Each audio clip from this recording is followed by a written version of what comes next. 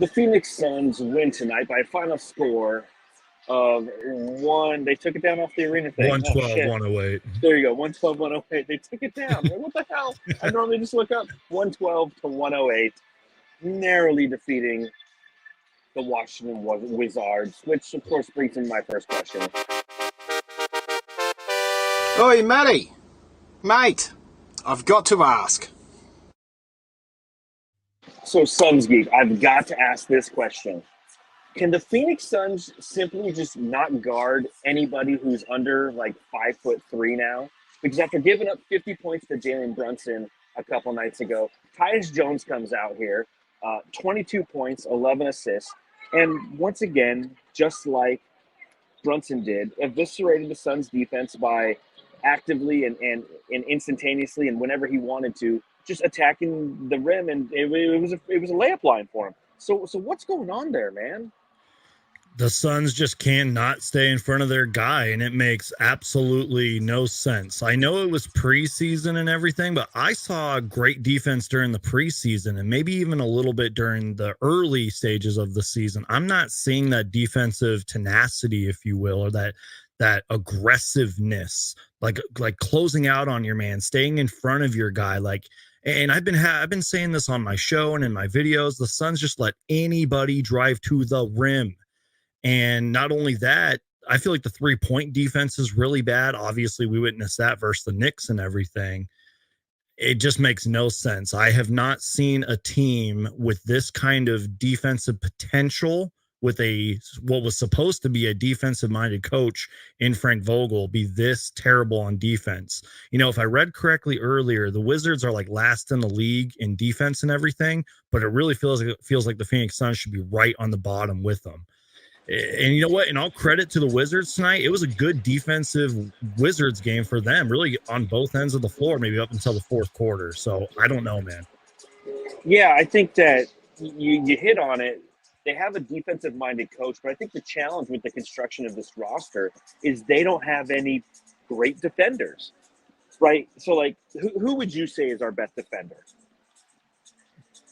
Kevin Durant, I don't know.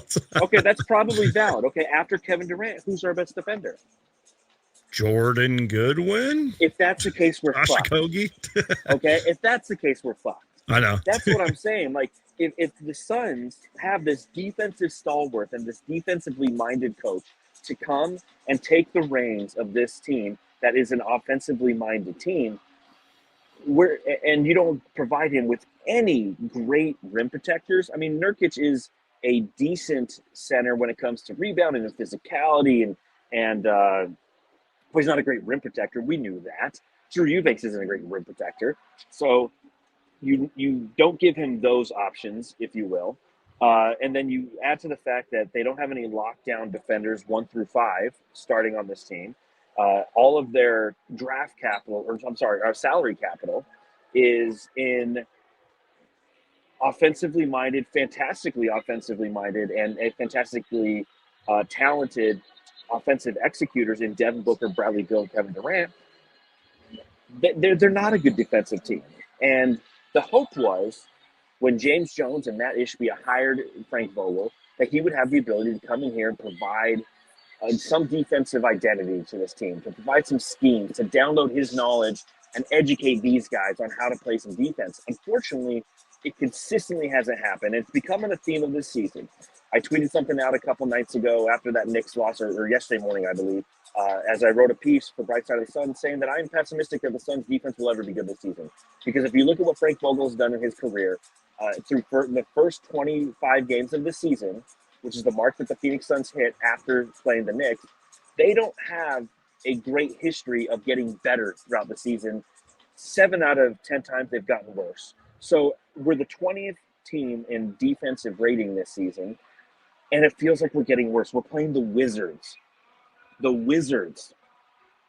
And we're yes, letting them do layups. They are as terrible as we are making them sound. But of course, what the Suns like to do is make terrible teams like the Wizards. They like to make them look good. And just real quick, John, let me just point this out. I'm just going to read you guys some names here: Nazir Little, Josh Okogie, Chemezi Metu, Yuta Watanabe, Keita Bates-Diop. These are guys with like length and size and versatility, and I haven't seen really any of that. And really, the biggest thing is the inconsistent defense on a night in and night, even sometimes a game like quarter by quarter.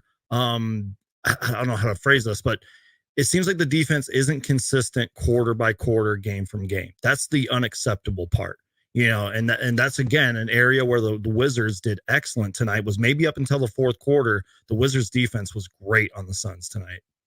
Yeah, and I think that's a valid point. That's what's the confounding and frustrating thing for us as Suns fans is when we saw the acquisitions this offseason, we're like, okay, I could see that making sense. KBD, super long. Nasir Little, super long. Versatile. Super long. All of these players were brought here, Chinesi Metu, brought here to potentially be somebody who can provide you with that defensive identity, right? You have these three amazing scorers, and you put around them a lot of long guys who hustle, who have something to play for. And I think that that's what they did this offseason that was very vital, was they brought in guys who weren't at the back end of their career, other than Eric Gordon. They brought in guys who are young, are hungry, are looking for that next contract, who are all here on player options next year on veteran minimum deals, because if they have a great season here, they can cash in somewhere else. The way to have a great season here is to provide that defensive identity and be those complementary pieces to the Kevin Durant's, Bradley Beals, and Devin Bookers of this team. We just haven't seen it to this point, and I don't think we're going to. And tonight fortified that. Every person watching this game was worried as shit. Every person who was watching this game was frustrated. Sitting here in media row, we're all just looking at each other like, fuck, is this going to happen? Is this going to really happen? Are we really going to lose to the Wizards? Like, are the wheels completely falling off the wagon? What the actual fuck is happening? Yeah, absolutely, man. Again, it was one of those things where if we would have lost tonight, and you could even make an argument our next game, which I believe is against the Blazers, That's if we correct. lose that one, like, I don't know, man. And it's been inconsistency all season with defense, wins. Even our offense doesn't even look like that good. And that's sad to say when you have Devin Booker and Kevin Durant, who can pretty much win you a game by themselves. I don't know what's going on in Phoenix, but it's bad, man. It's the fact that it's 80 degrees every day and it's the middle of December. Like, Yeah, I know. I'm walking into the stadium today and I wear like a 3/4, and I'm sweating. I'm like, what the fuck's going on? It's the story of my life right now. Everything is just like, what the fuck's going on? But let's talk about some of the players. We will play the drops on this podcast. For those of you who watched the last time, I was so pissed and so frustrated. I didn't play anybody's drop. But we'll start off with Devin Booker, because I think it's time to have a good Devin Booker conversation. Big Dick Booker.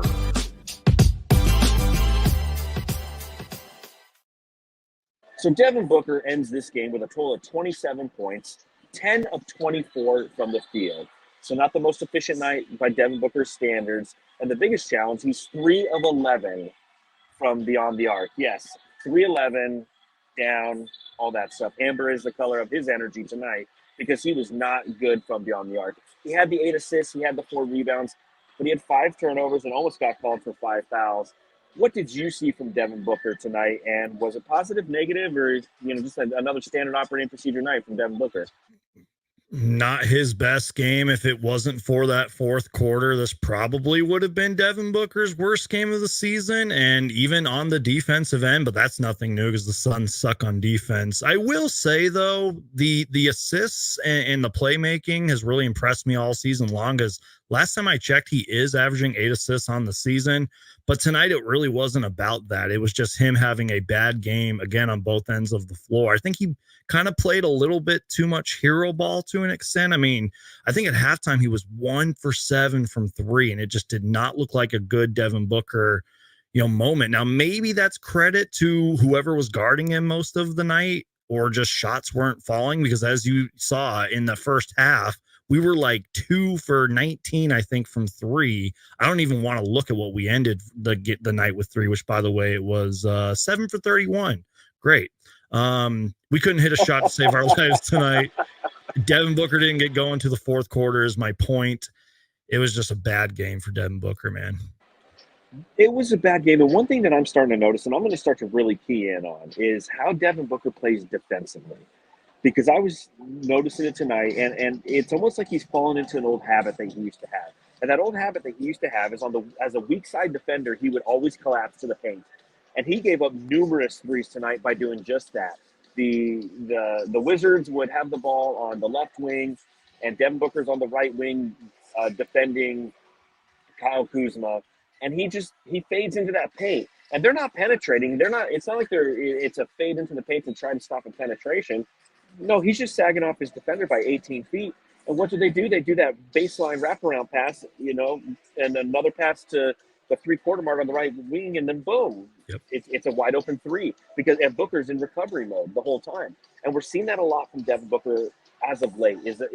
From a defensive standpoint, it's a lack of engagement on the defensive end. And we talk about this kind of consistently here on the Suns Jam Session podcast. I'm sure you're talking about it on the Suns Geek channel, and things that are being written consistently on Brightside is how there's a very obvious lack of attention to defense with this team. It starts with your stars. It starts with Devin Booker being engaged on defense. He should be picking up guys 3-quarter court. He should be the guy setting the standard, saying, you know what, I'm going to be the fuck shit up guy on defense, because everyone else is going to follow that. But there's, on that play that I was mentioning, he literally sagged off, and it was him and Kevin Durant on the weak side. Booker points at who his defender is, and Kevin Durant's looking at him like, dude, I'm on my guy. Like, you're not on your guy. And that's got to stop. And you mentioned it. If it wasn't for such a quality offensive fourth quarter for Devin Booker, it was a bad game. It was a bad game for him against a bad team.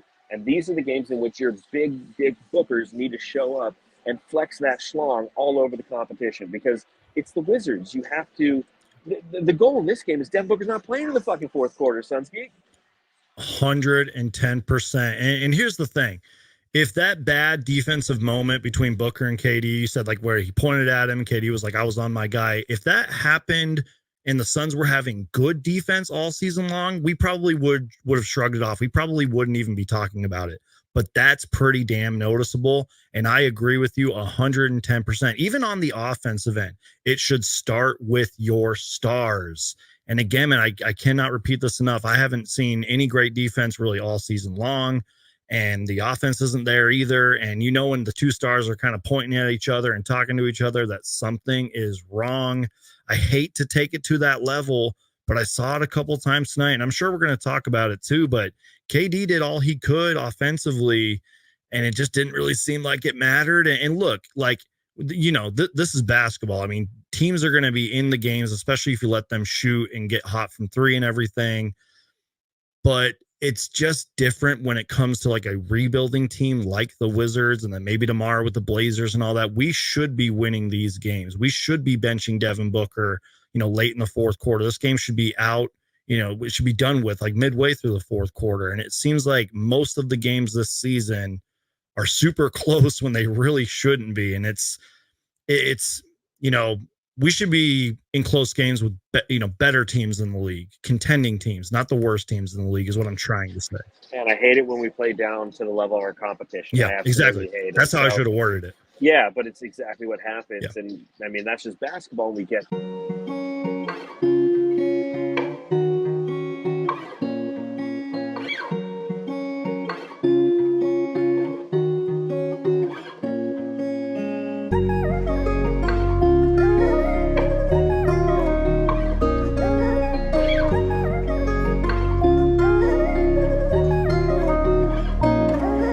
What's up, Suns Geek?